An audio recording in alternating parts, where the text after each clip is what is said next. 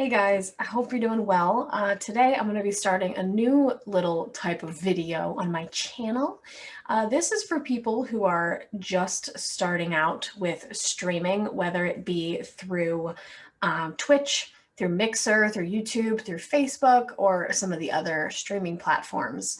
One thing I wish I had learned in depth before I started streaming was the OBS broadcasting software in depth. So I kind of just taught myself most of this.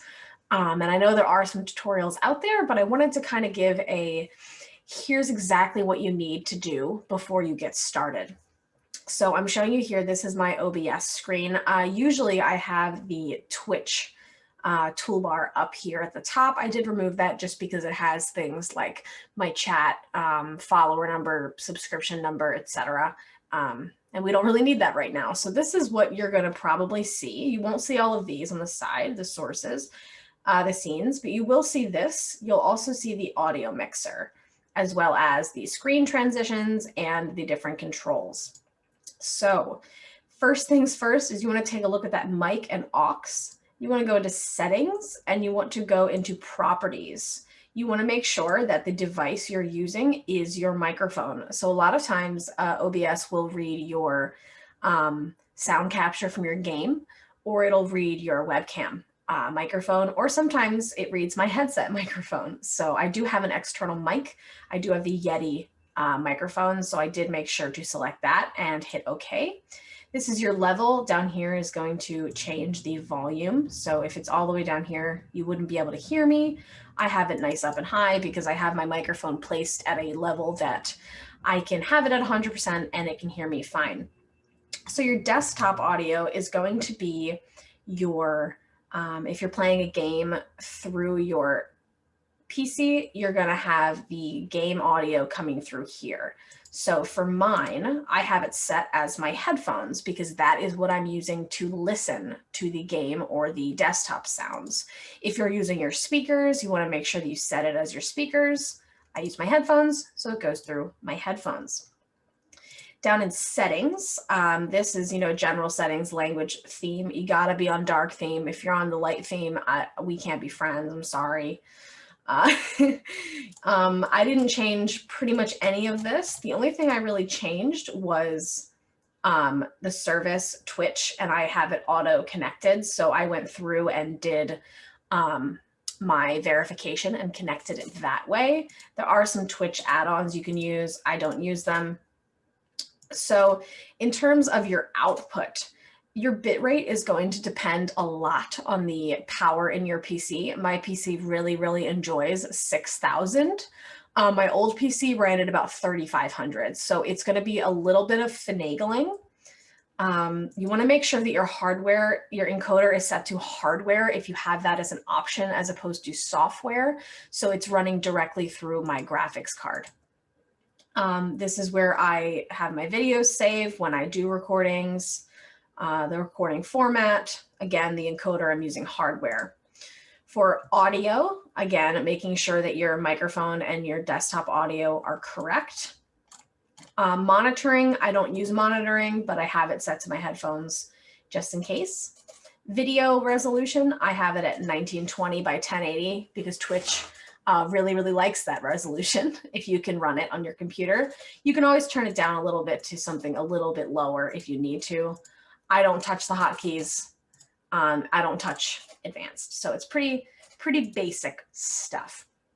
So when you first want to start streaming, you're going to want to add some sources. So the first thing you're going to do is if you have a game setup, if you're using a video capture device like I do using a Elgato capture card, that's what you're going to select. If you're playing on a PC game, you could do a window capture. It will also do the same thing. So if I'm playing something like The Sims or Stardew or Minecraft, I usually will use window capture. If I'm playing on console, I use video capture device. I've never used game capture. I don't know much about it. So we'll set it up for video capture device. So whenever you set up scenes, you'll have existings that are already set up correctly.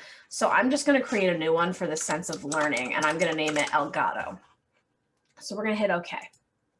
Okay, so as you can see here, it's reading my Nintendo Switch, which is plugged into my capture card.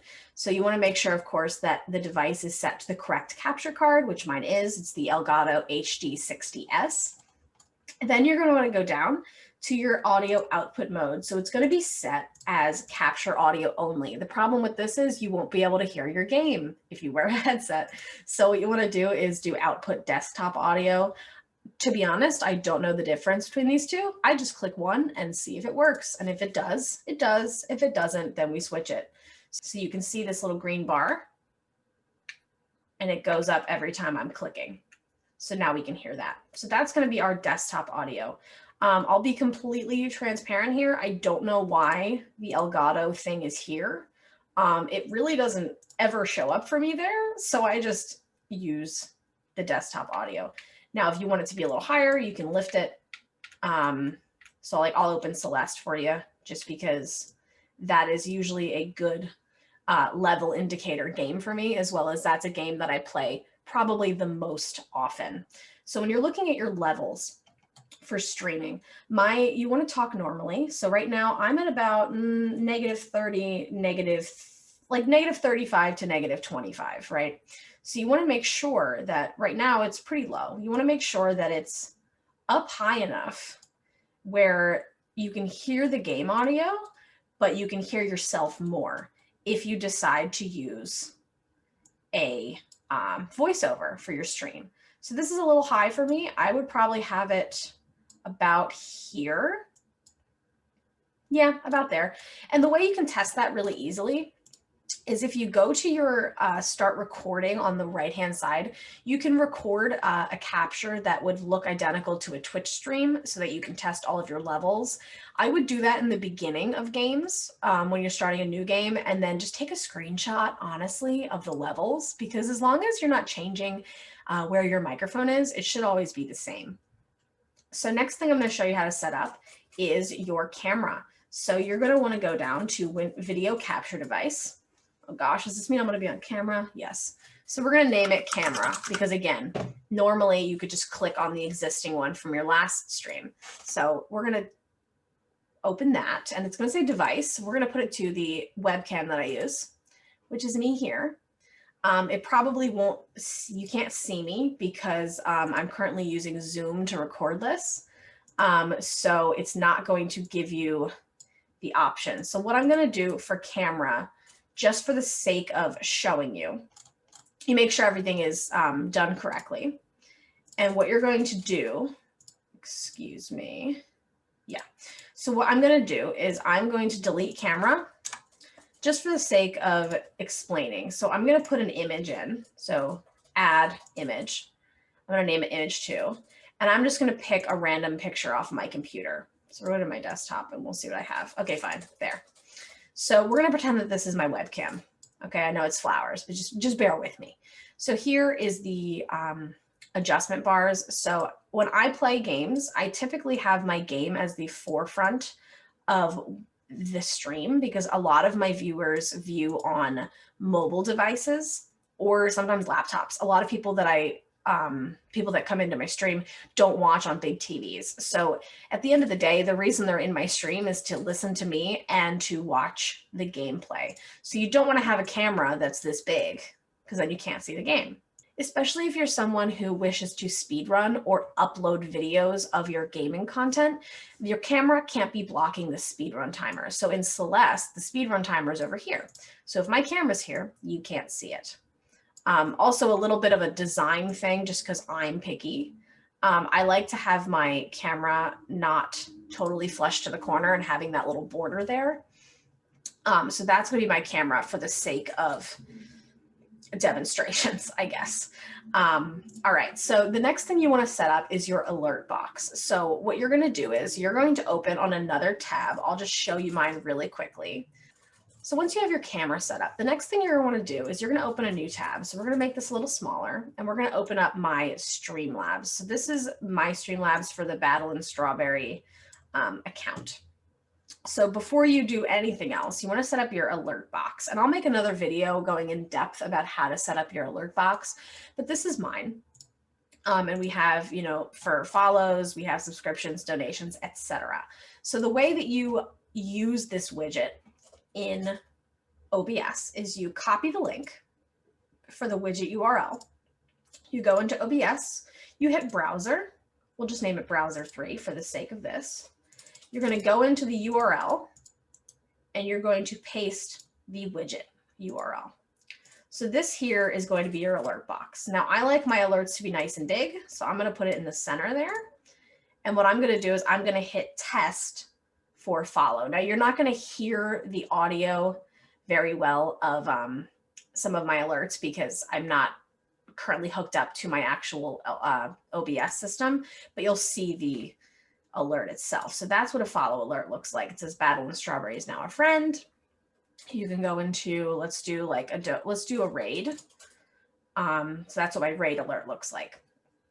Now you don't have to use alerts. I recommend them because people in chat can stay updated to see if you have if you're getting followers, if you're getting subscriptions, things like that. A lot of larger Twitch channels don't use things like a follow alert because they get too many too often. So you do have the option to turn them off. So you can disable them or just not set it up at all in terms of the alert box.